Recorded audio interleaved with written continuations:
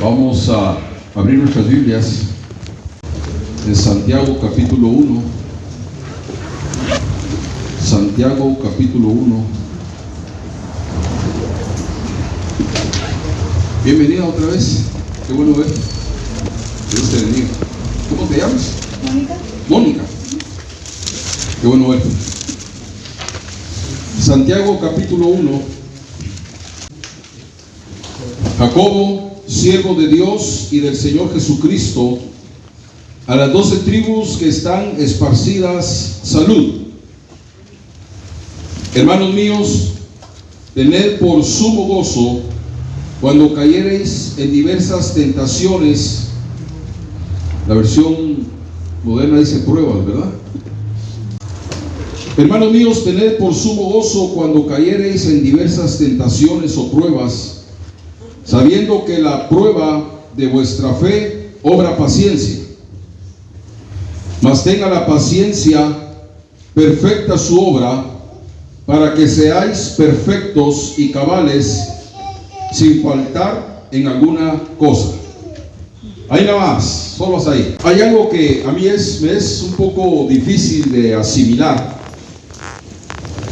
pero algo que nos dice la Biblia, que para nosotros es necesario que caigamos en diferentes tribulaciones, en diferentes pruebas. Y eso me cuesta un poco asimilarlo, aunque lo entiendo perfectamente, pero como que mi humanidad, ¿verdad?, se pregunta cómo es eso que es necesario que caigamos en diferentes pruebas y en diferentes tribulaciones. Pero a través de la Biblia debemos de entender que las pruebas en nuestra vida se deben de tener como algo realmente necesario. Está en Hechos. Es menester que por muchas tribulaciones entremos en el reino de los cielos. Esa palabra menester quiere decir es necesario. Es necesario que por muchas tribulaciones entremos en el reino de los cielos. Pero quiero empezar con esto a forma de introducción. Santiago, esta epístola que hemos leído, este apóstol Santiago, era medio hermano del Señor Jesús. Y digo medio hermano porque ustedes saben que Jesús fue engendrado por el Espíritu Santo. Entonces eran hermanos únicamente de madre, pero no de padre. Y este Santiago al principio rechazó a Jesús, y como que lo consideraban, hermanos, la oveja o una vergüenza familiar, porque capítulo 7 del Evangelio de Juan dice que ni aún sus hermanos creían en él. Entonces ni aún su propia familia al principio creía en Jesús. Pero este Santiago, hermanos, era un hombre pues que era hermano de Jesús. Si ustedes leen el versículo 1, no dice Santiago, ¿verdad? Santiago, siervo de Dios y siervo del Señor Jesucristo. Dice Jacobo, ¿verdad? Porque Jacobo y Santiago eran la misma persona. Jesús tuvo varios hermanos. Uno se llamaba Simón, otro se llamaba José, otro se llamaba Judas. La carta de Judas, ese Judas no es el Iscariote, ese Judas es hermano de Jesús. Porque si ustedes miran el versículo 1 de ahí de la carta a Judas, dice Judas, hermano de Jacobo, dice, ¿verdad? Es este Jacobo, es este Santiago. Y estos hombres al principio pues no creían en Jesús. Y había otro hermano de Jesús que se llamaba Simón. Pero me llama la atención, es una pequeña introducción, me llama la atención que estos hombres no creían al principio en Jesús. El capítulo 15 de 1 Corintios dice que Jesús, después de que resucitó, se le apareció a 500 personas, unos de los cuales, dice el apóstol Pablo, ya murieron y otros viven. Y después, dice, se le apareció a Jacobo. O sea que el Señor le hizo una aparición muy especial a su hermano Jacobo. Un encuentro con Jesús resucitado marcó un cambio radical en la vida de Jacobo, o sea, de Santiago. Un encuentro con Jesús cambió de una forma radical la vida del apóstol Pablo. Y un cambio, hermano, radical se va a llevar a cabo en nuestra vida cuando en realidad nos encontremos con Jesús. Es por eso que día a día es tan necesario, hermanos, ese momento de encuentro con Jesús, con el Señor Jesús. Hay que encontrarse todos los días, hay que tener un encuentro con Él todos los días. Pero me llama la atención, hermanos, de este apóstol, Santiago o Jacobo, la forma tan humilde, la forma tan humilde de él. El apóstol Pablo, cuando le escribe a los Gálatas en el capítulo 2, dice que Jacobo, era columna de la iglesia. Y este hombre tenía un espíritu muy humilde para servir a Dios. Tanto es así que cuando presenta su carta, no dice Jacobo, hermano de Jesús, sino que dice Jacobo, siervo de Dios y del Señor Jesucristo. O sea que miró a Jesús, hermanos, después de haberlo rechazado, lo miró como su Señor. Lo miró como su Señor. Un cambio completamente radical. Hace la introducción como siervo del Señor Jesucristo. Nunca se identificó como hermano de Jesús.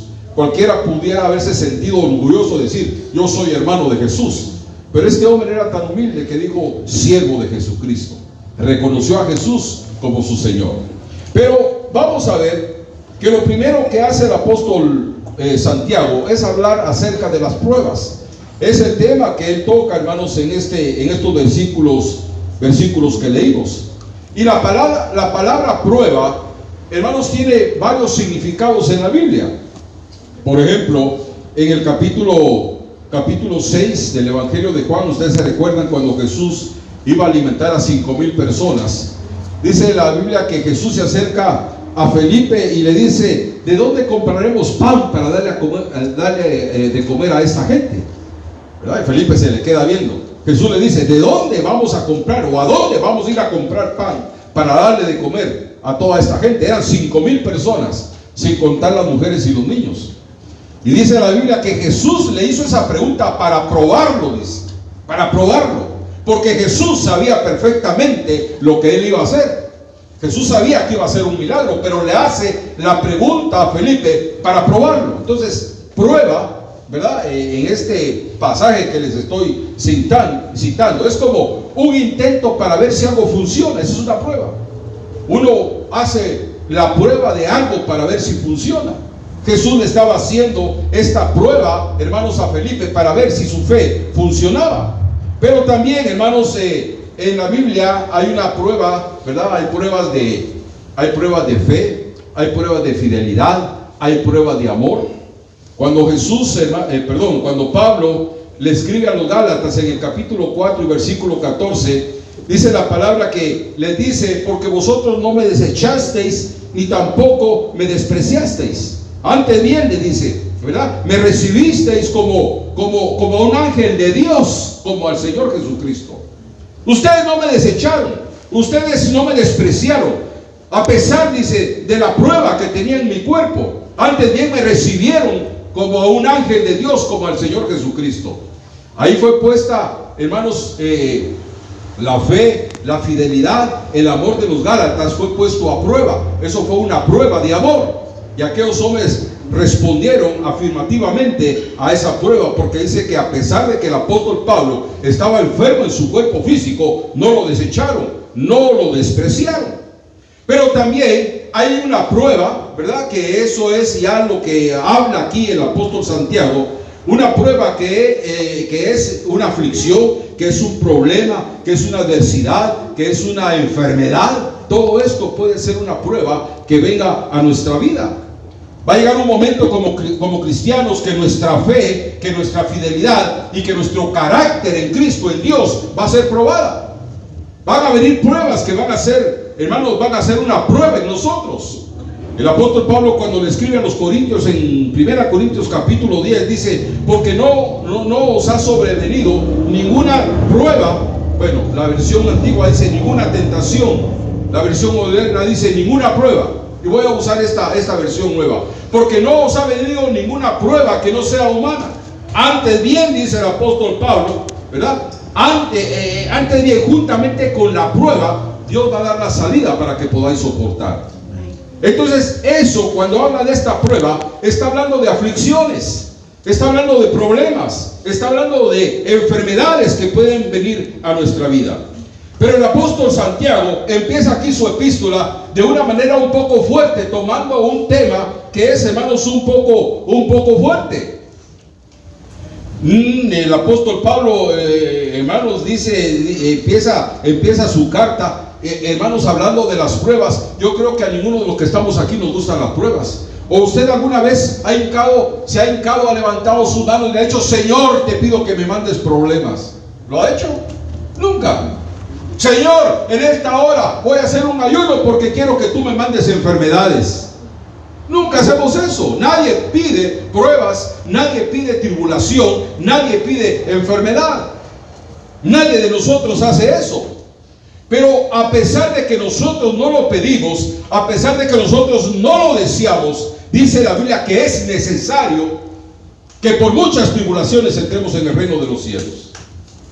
Y fíjese que muchas veces Dios permite las tribulaciones en nuestra vida, hermanos, para producir en nosotros una actitud positiva. ¿Cómo vamos a enfrentar la adversidad de nuestra vida?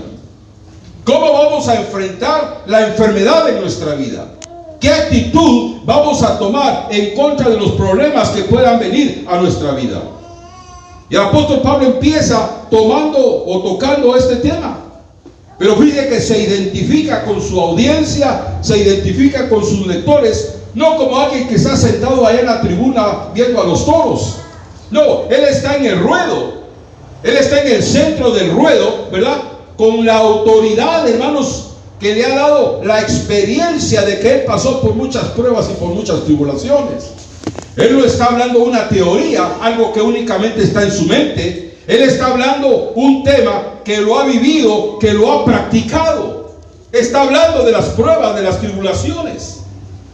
Ahora, nosotros debemos de entender, y esto es lo que yo he estado tratando de entender, hermanos, en este tiempo, que, hermanos, nosotros debemos de tener una actitud positiva ante las circunstancias que vienen en nuestra vida. ¿Qué es una actitud? Una actitud, hermanos, es el modo de ser. Una actitud es, hermanos, la forma de comportarse ante las adversidades que vienen a nuestra vida. Entonces vuelvo a repetir, las pruebas y las luchas son necesarias en nuestra vida y Dios lo permite para producir una actitud positiva, hermanos, en nosotros. Hermanos, la actitud ante cualquier circunstancia es lo más esencial que nosotros podemos practicar.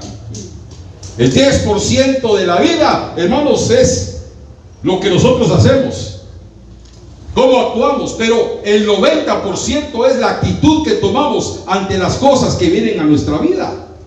¿Cómo vamos a enfrentar las situaciones adversas que vienen a nuestra vida? Yo les voy así rápidamente, les voy a poner dos ejemplos de actitudes diferentes, una positiva y una negativa. Vamos a 1 Samuel, por favor abran sus Biblias en 1 Samuel. Y vamos a ver ahí dos actitudes muy diferentes. ¿Se recuerdan la historia de David y de Goliat? Cuando Goliat salía, hermanos, allá en el campo de batalla a retar a los ejércitos de Israel. Perdón, 1 Samuel capítulo 17. 1 Samuel capítulo 17, versículo 24 dice: y todos los varones de Israel que veían a aquel hombre huían de su presencia y tenían gran temor. Y cada uno de los de Israel decía: ¿no habéis visto a aquel hombre que ha salido? Él se adelanta para provocar a Israel. Al que le venciere, el rey le enriquecerá con grandes riquezas y le dará su hija y exhibirá de tributos a la casa de su padre en Israel.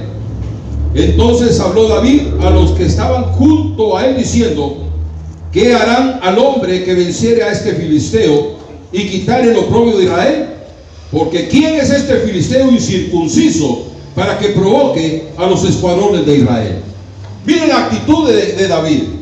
Cuando aquel Goliat salía, hermanos, a enfrentar al pueblo de Israel, aquellos con una actitud de miedo, una actitud de cobardía. Se espantaban cuando aquel hombre aparecía. Y habían dos cosas. Dice la Biblia que aquel hombre era guerrero desde su juventud. Era un hombre diestro en la guerra. Era un guerrero. Lo había practicado desde su juventud. Y aparte de eso, dice que era un gigante. Su presencia, ¿verdad?, al verlo, infundía miedo. Y todo Israel estaba temblando. Todo Israel estaba acobardado en frente de aquel enemigo. Pero miren la actitud de David. Una actitud muy diferente al pueblo de Israel. Una actitud, hermanos, valiente. Una actitud que provenía, hermanos, de una confianza en Dios. Una confianza en Dios, hermanos, que David había cultivado, hermanos, en la intimidad con Dios.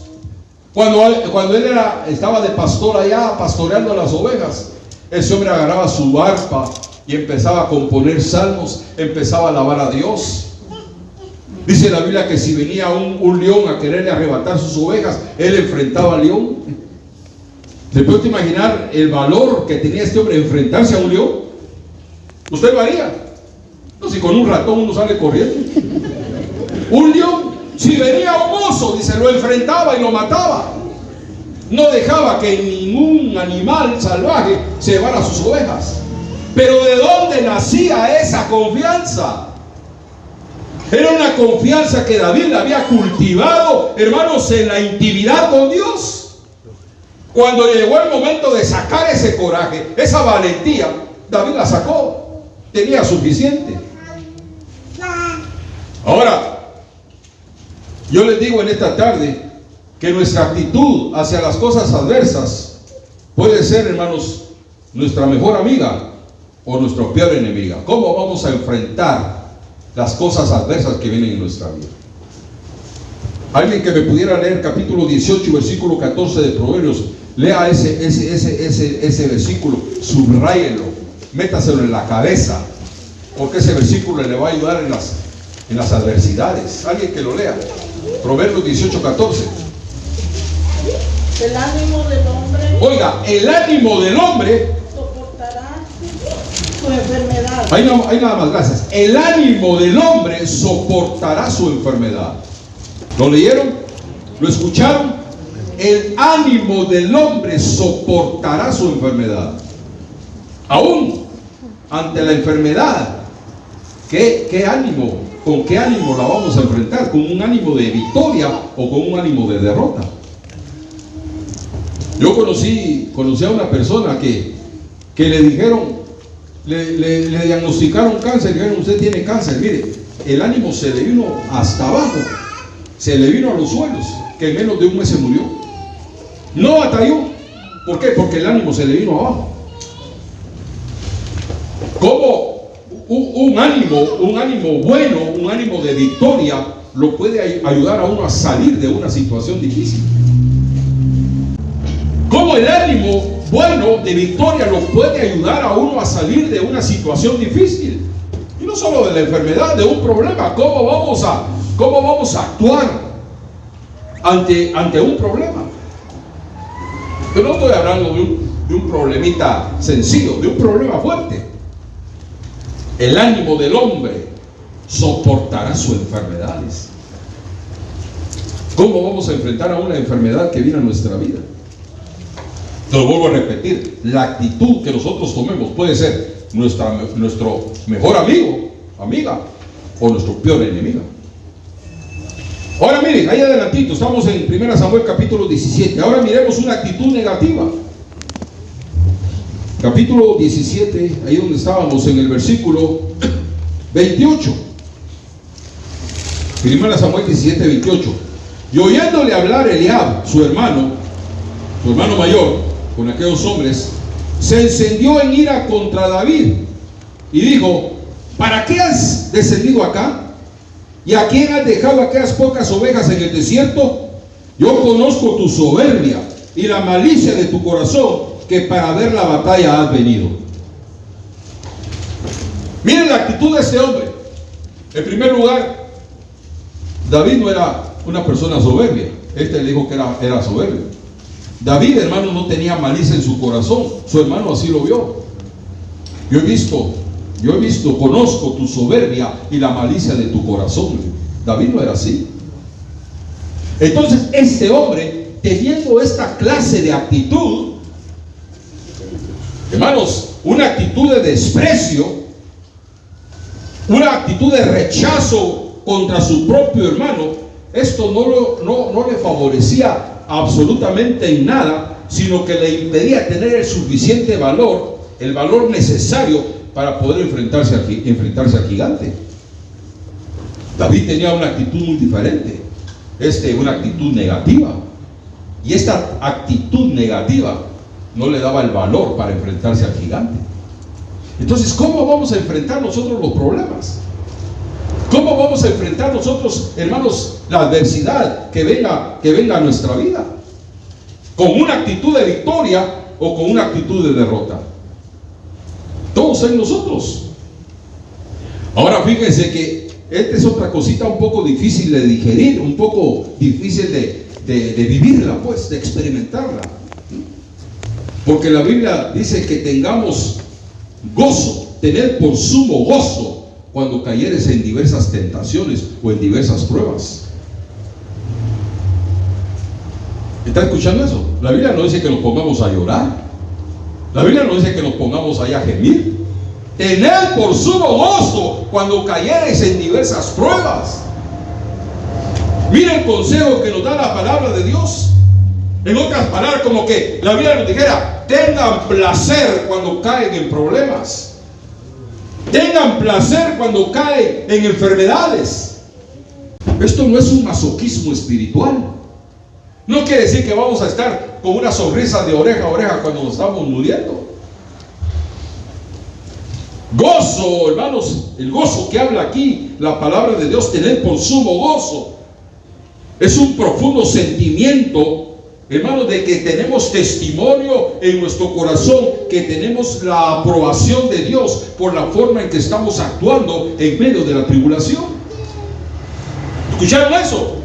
Que tengamos la aprobación de Dios, que estamos actuando como se debe en medio de la tribulación. Una seguridad de saber que estamos en el camino correcto de Dios y que estamos en la voluntad correcta de Dios, enfrentando las situaciones que han venido a nuestra vida, más allá de todo dolor humano que estemos experimentando.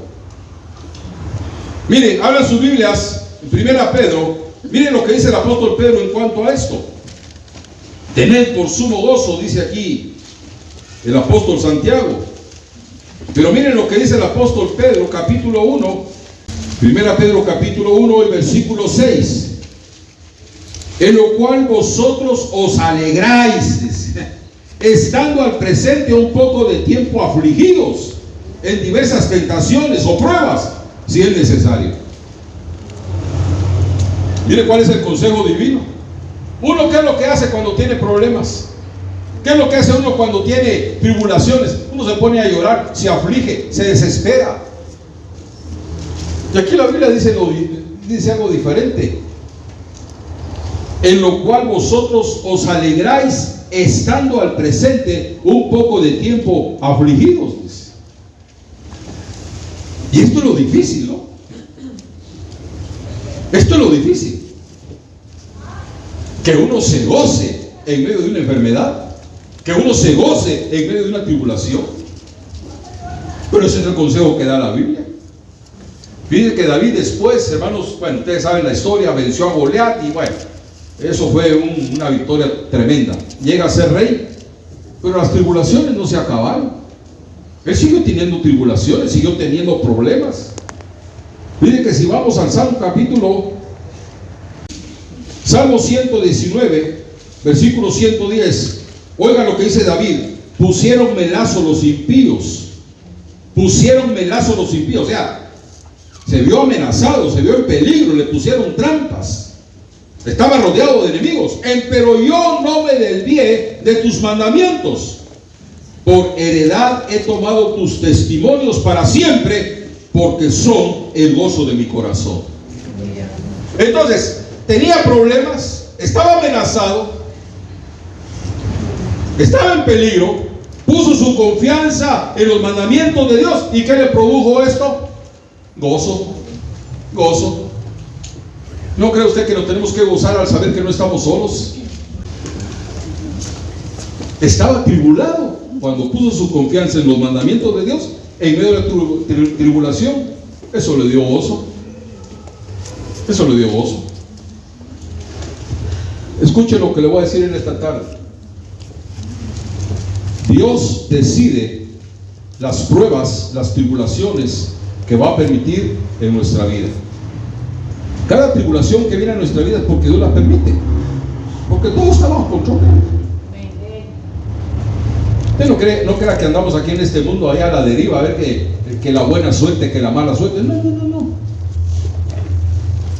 Yo sé perfectamente, lo siento, creo de que Dios tiene el control de mi vida y tiene el control de su vida también. Entonces, Dios decide las circunstancias por las cuales vamos a pasar. Dios sabe la clase de tribulación que va a permitir, aún Dios sabe la clase de enfermedad que va a permitir en su vida. Pero, hermanos, está en nosotros el decidir cómo vamos a enfrentar esa tribulación. Si con una actitud positiva o con una actitud de derrota. Mire, hermano, para mí ayer fue un día terrible. Y ahí está mi esposa de testigo. A mí me pasó ayer algo que nunca en la vida me había pasado. Me entró una confusión en la mente, pero mira qué horrible, una confusión pero horrible. Y me ponía a pensar y no sabía si lo que había pasado anteriormente lo había vivido o lo había soñado. Pero mire, una cosa tan horrible, hermano. Y así pasé todo el día. Horrible. Una confusión. No le atinaba, como sentía como que me iba a volver loco. La mente no me estaba funcionando. Y me decía mi esposa, ¿cómo te sentís? Me siento bien, decía, estoy bien. Pero yo tenía la guerra en la mente. Habían pasado ciertas cosas durante la mañana y no me acordaba. Se me olvidó todo. ¿Cómo te sentís? Estoy bien. Yo me he puesto ahí, me voy a volver loco, se me sobó el 5. Siento que me voy a volver loco y me pongo a llorar. Es que, mire, hermanos, fue una cosa tan horrible, nunca la había experimentado. Horrible. Pero no tomé una actitud de derrota, una actitud de victoria. Me sobrepuse a eso. Y mire, y me sentía tan abrumado, es que no les puedo explicar. Un revoltijo en mi mente, algo tan horrible. A las 12 y media de la noche, yo estaba bien dormido, cosa que nunca hago. Mi hora de dormir es a las 2, 3 de la mañana, pero ayer a las 12 le dije a mi esposa, me quiero dormir para ver si así se me iba eso que tenía en la cabeza. Y hoy que desperté, hermano, ya con ganas de cafecito, con pan, ya me puse a desayunar. Estoy bien, gracias a Dios. Pero ¿cómo enfrentamos la tribulación? ¿Qué actitud tomamos? Yo a mi esposa le dije, fíjate que me siento mal, siento algo, pero no me puse a darle detalles. Entonces, Dios va a permitir las tribulaciones en nuestra vida. Él sabe qué es lo que va a permitir. Ahora, el asunto es cómo nosotros vamos a decidir el enfrentamiento ante esas situaciones adversas que vienen a nuestra vida. Ahora, yo entiendo que las tribulaciones que vienen a nuestra vida, Dios las permite y son necesarias para forjar nuestro carácter. Miren, hermanos, el mundo está lleno de tanta gente cristiana, pero con una actitud tan negativa, sin nada de carácter. Y sabe cómo es un cristiano sin carácter. Usted nunca se ha subido a un carro que no tiene amortiguadores o que los amortiguadores ya no sirven. pasar un hoyo con un carro que no tiene amortiguadores, eso es horrible. ¡Pah! Se siente un golpe tan seco. Yo creo que ese es un cristiano que no tiene carácter cristiano. Cada bache, cada hoyo que pasa, hermanos, lo estremece fuertemente. Entonces, como que Dios fuera nuestro amortiguador, ¿verdad? Para poder soportar los hoyos que hay en el camino. Pero hay que tener pues carácter. La prueba de vuestra fe, dice, produce paciencia, sabiendo que la prueba de vuestra fe obra paciencia. Un espíritu paciente, un espíritu que sabe esperar, un espíritu que confía en Dios. Ese es el indicativo de un carácter cristiano, de un carácter maduro. El cristiano maduro es uno que sabe esperar en Dios. Ahora, David alcanzó esto. En el Salmo 40, versículo 1 dice: pacientemente esperé a Jehová, se inclinó a mí y escuchó mi oración. Pero en medio de la tribulación aprendió paciencia. Uno se aflige, ¿verdad? Uno quiere la respuesta de un momento a otro. Pero tal vez la voluntad de Dios es que la prueba de que el problema se alargue un poquito más. Oiga, para que seáis perfectos y cabales sin faltar en alguna cosa. Mire, yo entiendo a través de esto que las pruebas son necesarias para que nosotros alcancemos perfección. Mire que a nosotros como cristianos no nos gusta la palabra perfectos. Esa palabra perfecto como que no cuadra con nosotros. A nosotros nos gusta imperfección, ¿verdad?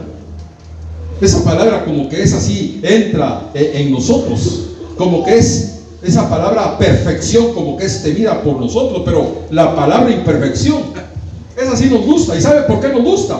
Porque es el escudo que utilizamos, hermanos, muchas veces para justificar nuestras fallas, nuestras flaquezas y aún nuestros pecados. Es que pequé porque soy imperfecto. Ahí me escudo en que soy imperfecto. Ahí escudo mis debilidades en la imperfección. Pero esa no es la voluntad de Dios. La voluntad de Dios es que seamos perfectos. Si estamos dentro del Evangelio, la voluntad de Dios es que seamos perfectos. Hermanos, la perfección es necesaria para tener una vida cristiana en victoria. El Señor Jesús, hermanos, fue ejemplo de una vida exitosa. Y miren que Jesús alcanzó perfección a través de las pruebas, a través de las luchas, a través de lo que padeció. Por eso dice Hebreos, aunque era hijo, por lo que padeció, aprendió la obediencia. Y dice, habiendo sido perfeccionado. Habiendo sido perfeccionado, vino a ser el autor eterno de nuestra salvación para todos aquellos que le obedecen. Pero alcanzó perfección a través de las pruebas. Aunque era hijo, dice, aunque era hijo, por lo que padeció, aprendió obediencia.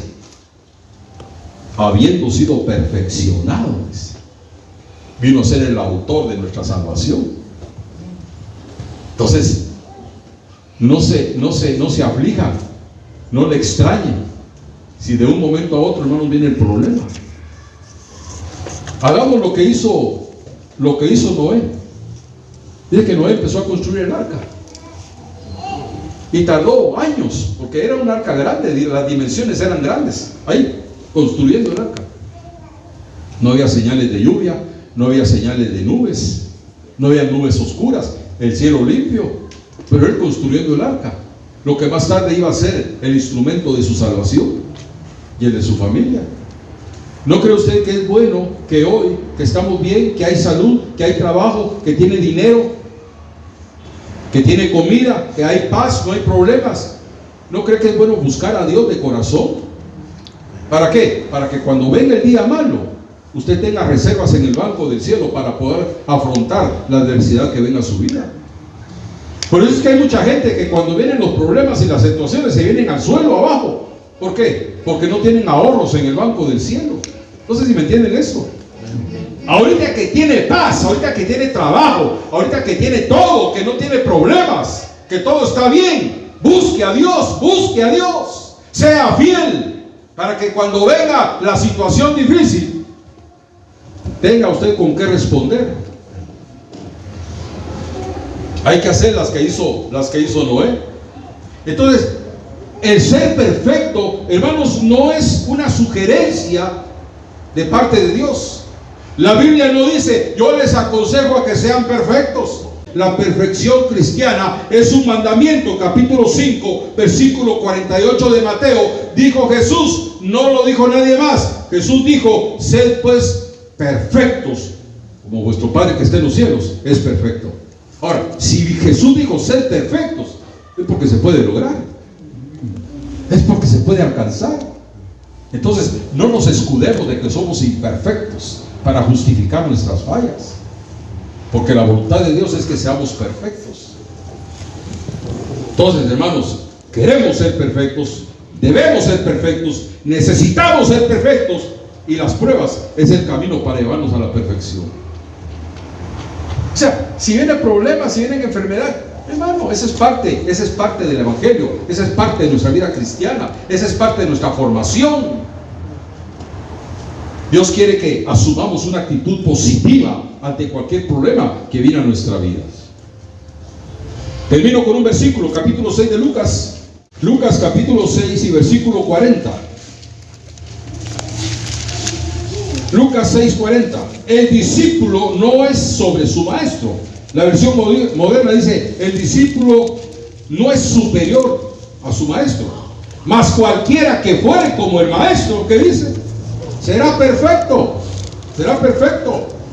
Capítulo 6 y versículo 1 de Hebreos, nos dice el escritor a los Hebreos, por tanto, dejando la palabra del comienzo en la doctrina de Jesucristo, vamos adelante hacia la perfección. Entonces, la Biblia está llena de versículos que nos dice que sí podemos alcanzar la perfección.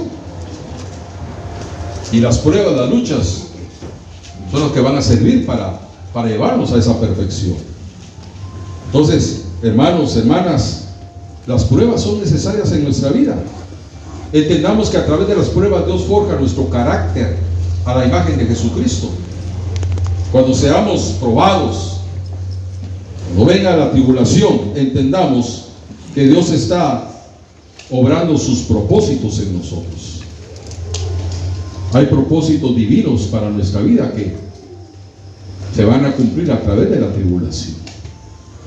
Ojalá que me hayan entendido, ojalá que me hayan oído en esta noche, en esta tarde. Pero gracias a Dios, yo les digo, es un poco difícil de asimilar, pero gracias a Dios por las tribulaciones, ¿verdad? Gracias a Dios por las tribulaciones, porque ahí es donde se forja nuestro carácter para poder enfrentar no solo las adversidades, sino a nuestros enemigos también. Amén. Bueno, gracias a Dios.